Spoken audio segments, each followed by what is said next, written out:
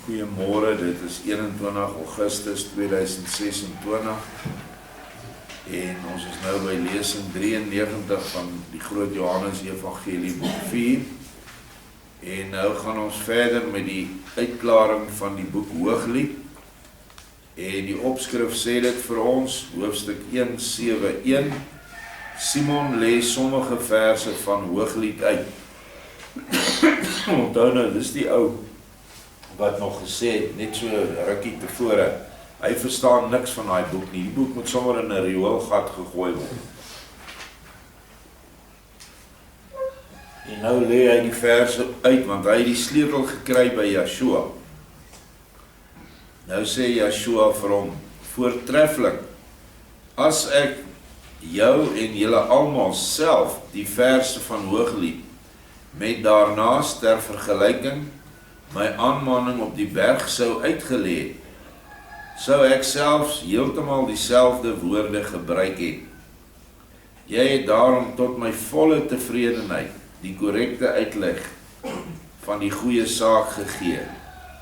Maar omdat jy nou tog al Hooglied uitleer geword het, sou jy jou miskien aan nog 'n paar verse van die eerste hoofstuk kon waag, of is daar iemand anders onder julle wat dit sou kon doen? Almal sê, meester, hoewel ons onder die indruk verkeer dat ons dit sou kon doen, kan ons dit tog nie doen nie. En Simon sê, o meester, dit is vir my nou glad geen probleem meer nie. Opeens is ek nou baie goed daartoe in staat en verseker op die volgende volkome korrekte manier. In 'n volgende vers staan, ek is swart, maar baie lieflik, dogters van Jerusalem, soos die hitte van Kedar, soos die tapuite van Salomo. As dit in gewone woorde vertaal word, kan dit tog niks anders beteken as, ek, die meester, is nou in die wêreld, by julle blinde en op velerlei wyse hoogmoedige mense, en julle ken my meestal nie, en ek word deur julle leiers van die volk diep verag, en tog is ek vol diepe nederigheid, en sagmoedigheid, en liefde vir julle, dogters van Jerusalem. Wie is die dogters van Jerusalem? Dit is die hoogmoed, die trots, en die heers en hebsug van die nakomelinge van Abraham. Dit is die opgesmikte dogters van Jerusalem, waarvoor egter die veragte en dus vir hulle swarte meester, die eerste mens van alle mense, tog genadig en barmhartig is, en liefliker en meer vol liefde is as die hitte van Kedar, wat daar van buite erbarmelijk sleg uitsien, maar wat van binne tog ryklik toegerus was, met allerlei skatte, om onder die goeie armes en noodlydenis te verdeel, en ook heerliker as die mees waardevolle tapuite van Salomo, wat van buite aan die bokant bestaan het uit 'n donkergrys harige stof, maar wat aan die onderkant en van binne bestaan uit die kosbaarste Indiese kant, deurweef met die fynste goud. Verder staan daar, kyk my nie so aan nie, omdat ek so swart is nie. En hakies is dit nou voor hierdie hoogmoedige dogters van Jerusalem, want die son, julle wêreldse trots, het my verbrand, voor julle hoogmoedige wêreldse gesigte. Die kinders van my moeder is toornig op my. Wie anders kan u moeder in u wees, o meester, as u ewige wysheid, soos wat die Vader in u ewige liefde is. U moeder is ook terselfdertyd u ewige orde, waarvan die, net soos u, o meester, toornige kinders die ewige oneindige ruimte vul, en hulle toorn uiter deur die groot wanorde van die kinders van Israel te orden. Want hierdie gewyde orde het die mens as behoedster van die wynberge aangestel, wat beteken, u wil saam met al u hemelse magte, of u met al u hemelse magte, het deur wette hierdie orde aan die mense gegee, sodat die wynberge daardeur, wat die mense gemeenskappe is, binne die hemelse orde sou bly. Maar my wynberg wat ek gehad het, het ek nie beskerm nie. Dit wil soveel sê as my ewige, goddelike, ontoeganklike hoogte en diepte, het ek buite die vloed geplaas, waarvan hopelik vir elkeen u hoogst toeganklike teenwoordigheid hier, tog die sprekendste getuienis gee. U hoogste en ontoeganklikste en stralendste hemele, het u verlaat om hier in die diepste nederigheid, dis swart vir die kinders van hierdie aarde te verskyn en die goeie armes in u kamer in te lei, in die goeie hut van Kedar in. O meester, sê my nou of ek die 2 verse wat u nog daarby verlang het, ook goed beoordeel het. Joshua sê vir hom heel korrek, gee ons daarom by die 5 ook nog die uitleg van die 6de. Nou, in ons tyd is hierdie verse nog meer toepaslik, want nie net het hulle Joshua geestelik swart gemaak nie, maar is daar groot pogings vandag om Joshua as 'n swart man voor te stel.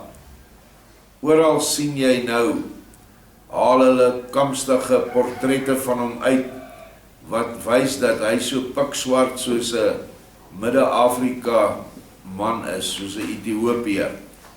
Selfs die Russiese ortodokse kerk, het dit nou amptelike beleid gemaak. En 'n man wat ek het nooit van verwag het nie, hulle president of eerste minister, wat hy ook al is, Putin, het ook op daai selfe wa geklim en skreeu saam. As jy kyk na die fliek wat hulle gemaak het van Yeshua, The Passion of the Christ, was dit weer een so donker vel, donker hare wese wat hulle voorgestel het aan die mense. Want die filmmaker weet wat sy gehoor wil hê. En hy speel vir hulle, want op die ou einde moet die film geld maak. En 'n blonde, ligbruin hare met blou oë, fors, adamitiese Christus sal nie werk by die mense vandag nie. Want hulle verag hulle eie ras. Ek het nou onlangs op Facebook 'n post geplaas, waar ek juist die natuurlike voorkoms van Yeshua uitgelig het, want daar is briewe wat geskryf is 2000 jaar gelede, deur verskillende mense, onder andere Pontius Pilatus.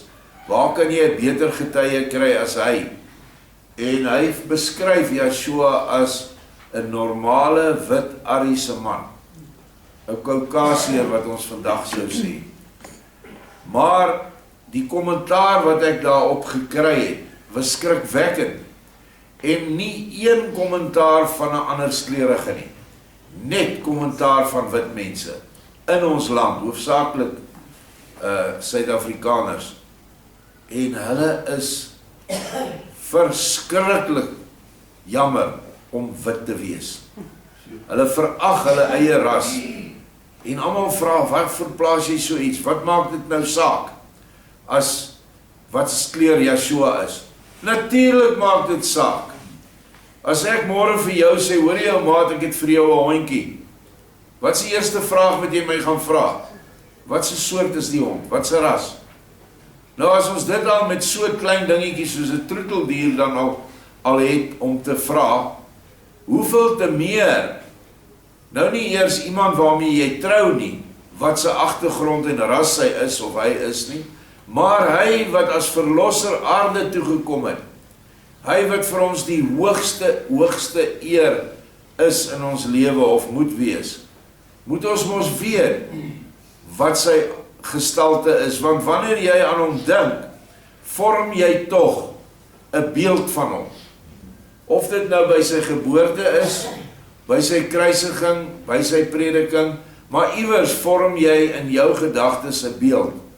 En die gees van waarheid vereis dat ons 'n korrekte beeld van hom sal hê, en nie 'n skewe beeld, soos wat die media en die hoofstroom godsdienste nou vir ons probeer aanbied nie. Ons moet regtig baie ernstig kyk na hierdie verse in Hooglied. So is Yeshua as 'n verworpene, 'n verswarte wese vir ons aangebied. Dit terwyl hy die beeld van die Vader is op aarde, die vleesgeworde Vader in die hemel, wie net lig is. En as jy tog na die beeld van lig is, dan moet jy tog 'n ligte gestalte hê. Daardeur veroordeel ek nie die ander wesens wat op aarde woon nie. Daar is vir elkeen is daar 'n verlossingsplan, of wat gebruik die Bybel, gebruik dit in die boek Esra, 2 bedelings vir die volk van Vader en vir die oorige nasies. Daar is vir elkeen 'n bedeling. Hoekom mense heeltemal tevrede is, swart mense, om onder 'n wit president te staan in die normale lewe, dis tog algemeen so, en omgekeerd. Maar nou word Yeshua se ras die grootste issue, want die mens wat daarmee 'n probleem het, is skaam vir sy eie ras, en probeer heeltyd die ras donker, swart en Joods maak, op die minste. Dit terwyl ons heraldiese erfenis, waarvan hier 'n kaart is, my linkerkant, bewys dat ons, hierdie westerse nasies wat hier versamel is in Suid-Afrika, ons blankes, was teenwoordig by Moses onder die berg Sinai, want dieselfde embleme wat hy vir hulle gegee het toe hulle daar gekamp is, dieselfde seun wat Isak was Isak gewees wat vir sy seuns, sy kleinseuns uitgespreek het. Daai selfde embleme kom nog voort, nie net in ons landsembleme nie nou hierdie nie, maar die ou een, maar kom voor in jou familie-embleem. Wie van julle het al sy heraldiek nagevors? Steek die hande op. Ja, omtrent so 1/3 van ons. Ja, wat ons wil, waar kom die van vieren familiewapen vandaan? Wat beteken die goed wat daarin is? Jy kan dit kry as jy na hierdie kaart toe gaan, dan sal jy alles kan verklaar in jou familiewapen. Miskien nie alles nie, maar die hooftrekke, want daar het baie ander goed bygekom. Maar dis wie ons is. Ons is die nasate van die kinders van Israel. En die hele wêreld verag ons daaroor. As ons dit net noem, dan is jy, is daar Israel Movement of Israel Vision en British Israelism en allerhande goed hang hulle om ons nek, wat die kerke vir hulle sê om aan ons nekke te hang. Maar die waarheid bly die waarheid. En tog, sê Paulus aan die einde, sal hulle die waarheid verag. En Vader sal 'n gees van dwaling stuur, sodat hulle die leuen gaan glo.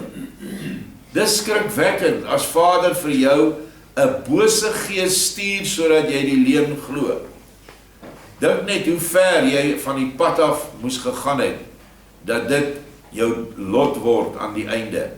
Maar ons leef nou in daai eindtyd, waar hierdie dinge nou plaasvind. En ons moet maar net deur dit gaan, en vas staan in waarheid, anders te gaan ons baie swaar kry vorentoe.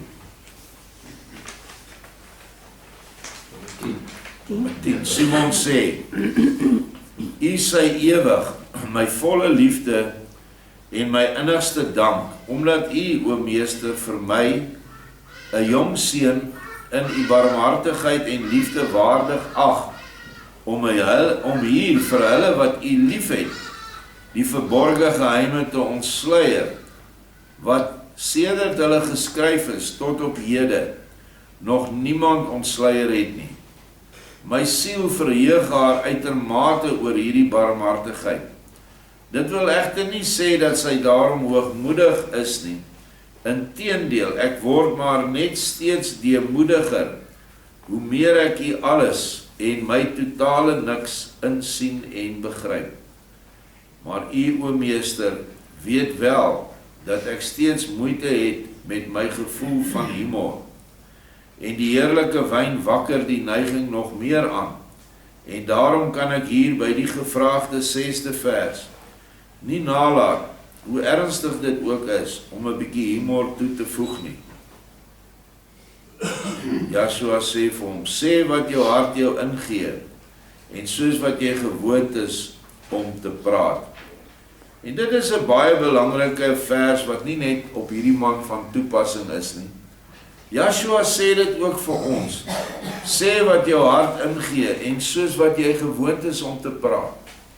Het julle nou al gehoor, julle mense wat veral uit die sisterskerke uitkom, julle al gehoor hoe praat daai man as hy eers op die kansel staan? Dis nie dieselfde ou wat daar by jou aan huis kom en met jou koppie koffie drink nie. Daar is hy meer 'n gewone mens. Maar as hy op daai kansel klim, dan gebeur die volgende met daai ou. En hierdie Engelse spreekwoord bly my altyd by. Beware of the man who changes his voice when he speaks to God. Pas op vir so gefeinste. Dis die hoogdrawendste manier van praat en hy skreeu en het is Here Jesus God, gaan hy op en ons het 'n dominee gehad toe ons kinders was. Ons was vir daai ou vrek bang. Want as hy man so skree en hy rig daai vlermuisvlerke van hom uit met daai toga en hy het nog, ek dink 'n doek op 'n kop toe ding ook gehad. Dan is ons bang, ons kruip hier agter die kerkbanke weg want ons is nie by ons ouers nie, ons was alleen daar.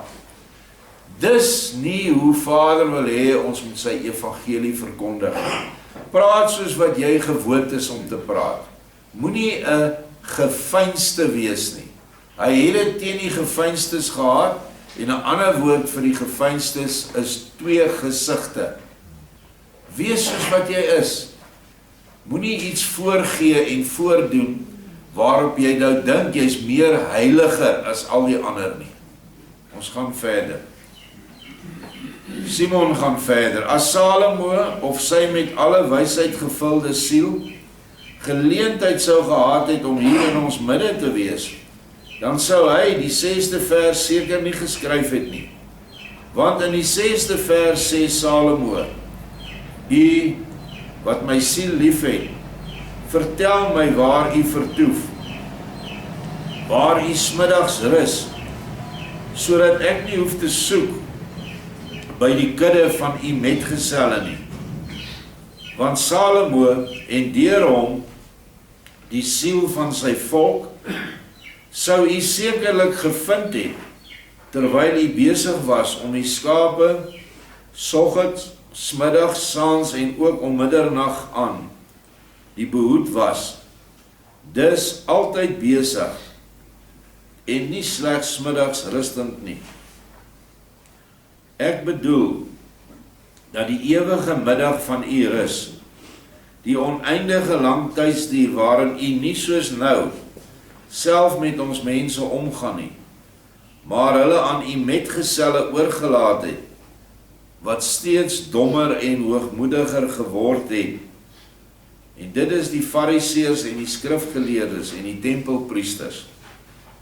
En nou verby is, want Joshua het gekom, en 'n nuwe en ewige lewensmôre het vir ons aangebreek.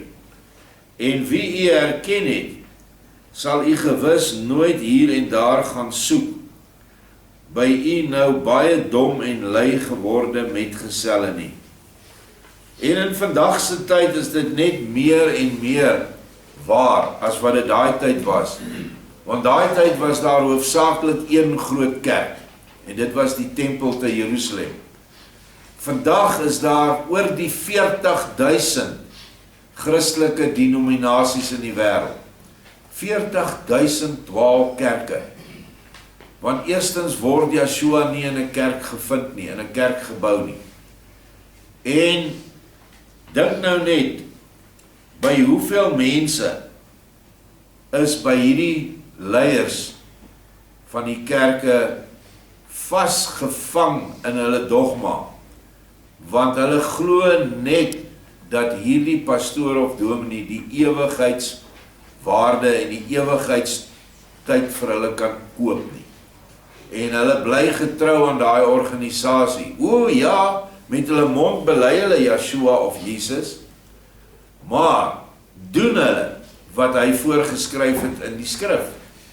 Dit is die groot vraag. En omdat almal van hulle verskillende mense leerstellings het wat hulle by die skrif inwerk, veroorsaak dit dat kerke wegbreek van mekaar, nuwe kerke vorm, totdat daar uiteindelik 40.000 hoerdogters van die groot Babyloniese hoer, die Romeinse kerk is. Dis waar ons nou staan. Dank Vader, ons vanmôre hier is by Yeshua, in die gees en in die woord, want dit is sy woorde en woorde wat deur sy volgelinge uitgespreek word in sy teenwoordigheid, wat ek en jy maar dan kan glo. Maar wat dink jy, o meester, het ek ten minste in die geheel die korrekte betekenis aangeraak? Yeshua sê van, ondanks die humor, wat jy hier heel paslik ingevoeg het, ook hier volmaak, omdat ons nou egter gesien het, dat ook die hooglied van Salomo ons sluier kan word, en jy, Simon, self heeltemal 'n ander mening daaroor gekry het, moet ek nou ook vir jou korrigeer, Gabi, iets ten beste gee. Moet ek nou ook jou korrigeerde, Gabi, iets ten beste gee. Ek sou graag uit sy mond wou hoor, waarom hy so ingenome was met die hooglied van Salomo, sonder om ook maar iets daarvan te verstaan. Gabi, open daarom jou mond en vertel ons iets daaroor. Ek gaan so 'n bietjie terug in die paar lesings se geskiedenis. Die twee fariseërs het met mekaar baie gesprek gehad en hulle het Yeshua se woorde, se geestelike betekenis eintlik soort van as 'n grap afgemaak, toe hy sê, kom ons gaan af van die berg af na die etenstafels toe. En die Gabi is die ou wat die hele hooglied uit sy kop geleer het. En nou wil Vader weet, of jy, wat nou so goed die alle verse van buite ken, wat is jou opinie oor alles? Nou gaan ons die volgende hoofstuk gaan ons lees. Hier is nie vreeslike baie geestelike lering in die sin in hierdie hoofstuk nie, maar dit is belangrik omdat dit die domheid en ydelheid van baie mense ook vir ons openbaar. Jy kry die dwepers.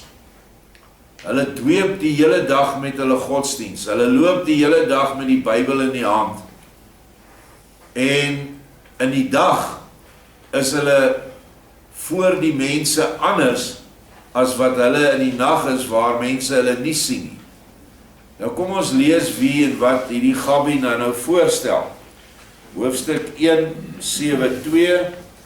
Gabi beken sy domheid en sy ydelheid. Gabi staan op, maak 'n diep buiging en sê dan met 'n uiters bewende stem, wat selfs die Romeine, wat andersins baie ernstig was, 'n bietjie laat glimlag. O majesteit en meester, ek was nooit op roem uit nie, of roem uit gewees nie, want daar het ek nooit voor gevoel nie, en daarom soek ek ook hier des te minder roem, en ek wil eintlik my hele lewe lang al nie beroemd gewees het nie, en omdat ek geen roem soek en wil hê nie, sê ek liewer niks nie en hou ek my mond. Ek is nou dan ook al klaar met wat ek te sê het. Onwillekeurig sê Simon toe, aha, wat is dit nou? Andersins praat jy graag heelwat. Orals wil jy jou voordoen as belangrike spreker, en was jy glad nie afkerig daarvan om geroem te word nie. Merkwaardig. Gabi sê, ek doen wat ek doen, en daar hoef jy jou glad nie oor te bekommer nie. Van mens tot mens is praat maklik, maar hier is Elohim, en hier is engele aanwesig, en dan moet 'n menslike stem nie te vrypostig word nie, maar heel deemoedig en beskeie swyg. Ek heet Gabi, die stille, en nie Simon, die vrypostige nie. Glimlachend sê Sireneus, aha, en in Latyns dan, vandaar die trane. Kyk, die jongman soek geen roem nie, maar skyn tog baie verontwaardig te wees, omdat sy metgesel Simon, met die uitleg van Hooglied, o meester, u welgevalle verwerf het. Waarlik, dit geval my glad nie, van Gabi nie. Selfs Jara sê, my geval dit ook nie, want vir my gee dit maar net baie vreugde, as ek merk dat by iemand die liefde en barmhartigheid van die meester, om in sy siel wonderbaarlik begin openbaar. Maar die lafhartigheid van 'n siel is weersinwekkend. Wie deur die meester uitgenooi word om te praat, maar nie wil nie, moontlik uit valse skaamte, en dan sê dat hy geen roem soek nie, lieg teenoor homself en alle ander, en lieg is iets baie leliks. Dan sê Simon weer, staan op en regverdig jou gedrag, en gee die meester antwoord op sy gewyde vraag. Toe staan Gabi weer op en vra om verontskuldiging, omdat hy so pas so dom met die meester gepraat het. As die meester dit nog sou verlang, wil hy nou antwoord. En hier is 'n eienskap wat ons baie sien, as ons oplet. En dit is, dat mense het 'n verskriklike afguns en jaloesie teenoor mense van die Dogter van Sion gemeente in die hele Suid-Afrika, wat waarhede na vore bring, wat hulle uit die nuwe openbaring gekry het, nie uit hulle self altyd nie, en dan word die persoon afgebreek, want hulle is jaloers, want hulle self het nie hierdie inligting gekry nie. En dan kry jy soos wat ons in Suid-Afrika ongelukkig het, elke tweede ou wil nou 'n leraar wees, en elke tweede ou wil nou nuwe dinge inbring in die geloof in. Maar die bron is nie Yeshua nie, want hy behoort ons enigste bron te wees. Hulle verwerp hierdie inligting, maar hulle bring nuwe menslike ordes in. Yeshua noem dit in die Bybel julle menseleringe. En dit is ongelukkig so, dat te veel, soveel menseleringe ingebring word. Simpel goed, soos mense wat nou met die chitsits rondloop. Dis nou 'n menslike lering wat ingekom het, wat nie in hierdie bedeling vereis word nie. Yeshua het dit nie vereis in die Nuwe Testament nie. Hy het wel gesê, ek stuur julle die Gees van waarheid, en sy sal julle herinner aan die woorde wat ek gespreek het. Daar is die herinnering, terwyl die touwtjies wat die mense hier om die beld het, die Jode dra dit, juis gegee is om jou te herinner aan die wet. Wanneer jy daai touwtjies vryf, dan dink jy aan die wet. Dis wat jy behoort te doen. Maar daai bedeling is verby, is opgehef. Dit was net 'n tydelike bedeling. Nou bring hulle daai goed in, en nou bewaar jou siel as jy nie daai goed dra nie. Bewaar jou siel as jy nie ook nou ten minste helfte van jou gebed in Hebreëus kan aflê nie. Dit is ook nou sulke menseleringe.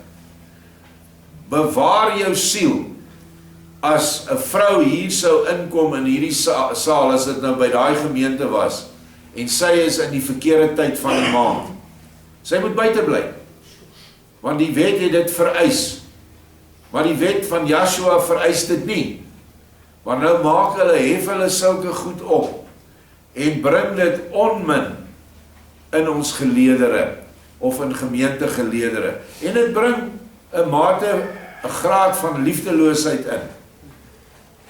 As jy hom so ou, wat nou so vas is aan die wet, sou uitnooi vir ete, en daar's nou beesvleis byvoorbeeld, eerste vraag, is daar nie vark nie? Nee, ons eet beesvleis. Waar is dit geslag? Het die bloed op die sand uitgeloop? Ons het sulke ouens hier gehad. Nee my maat, ek weet nie, ek het die by Bynies gekoop. Wie die bloed waar uitgeloop het, weet ek nie.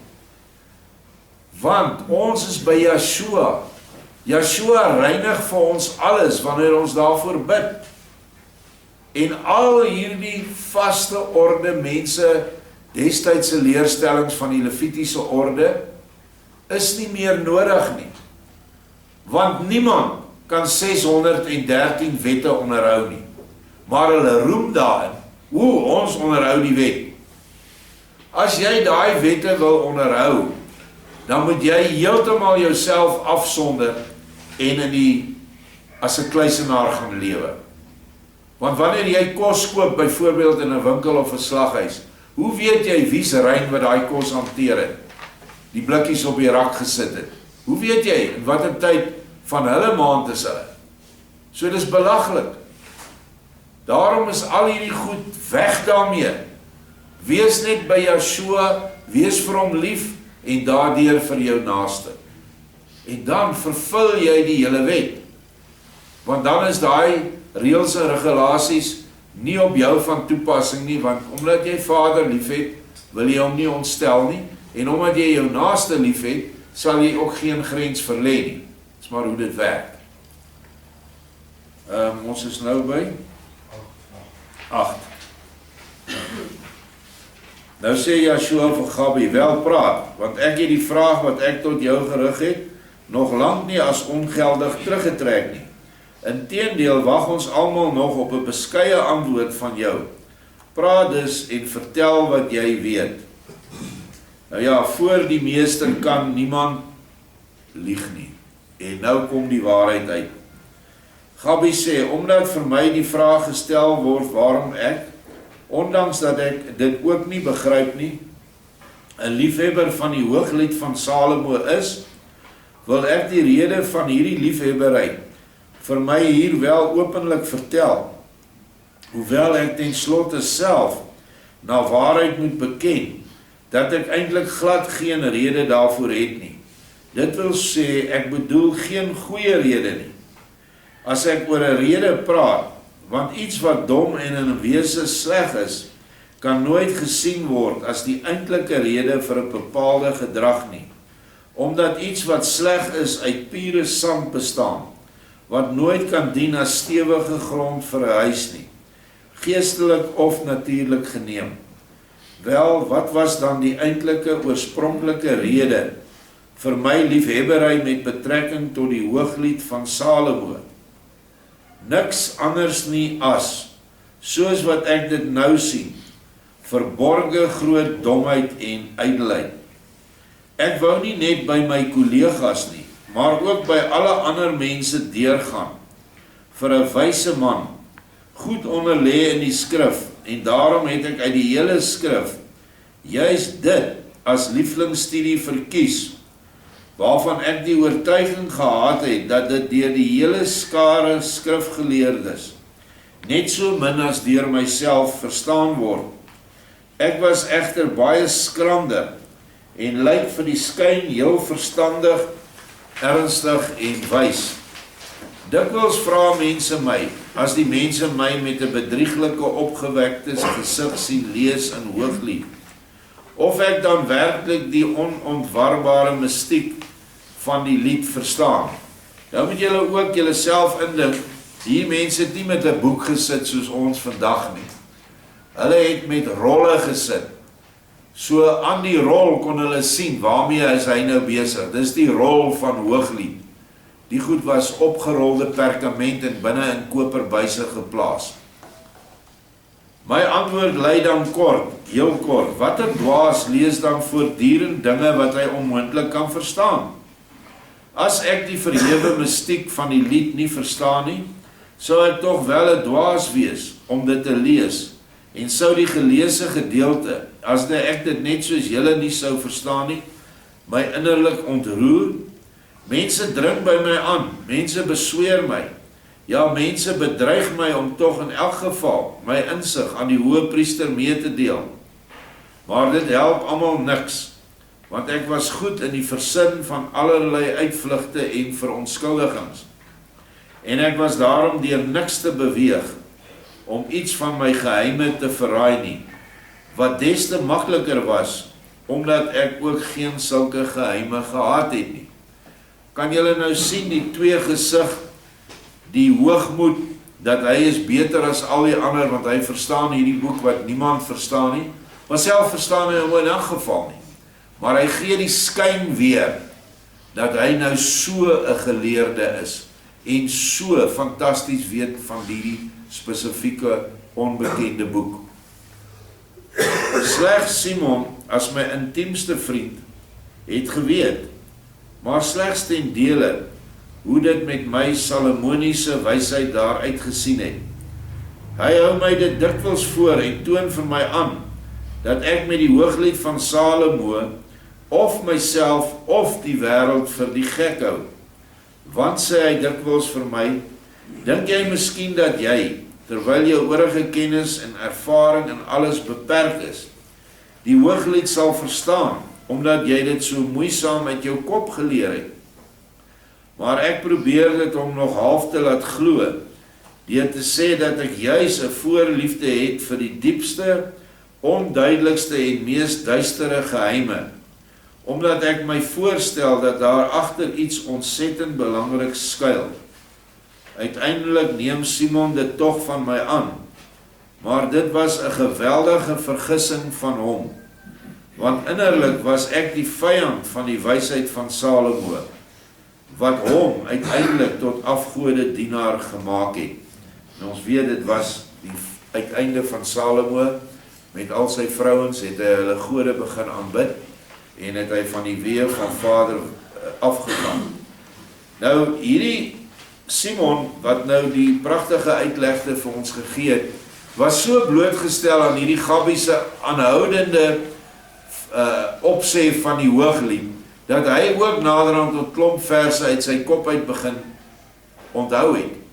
En Joshua vra hom toe om dit uit te lê, nie om dit op te sê nie, maar om te verduidelik wat daar staan, nadat hy 'n sleutel gekry het.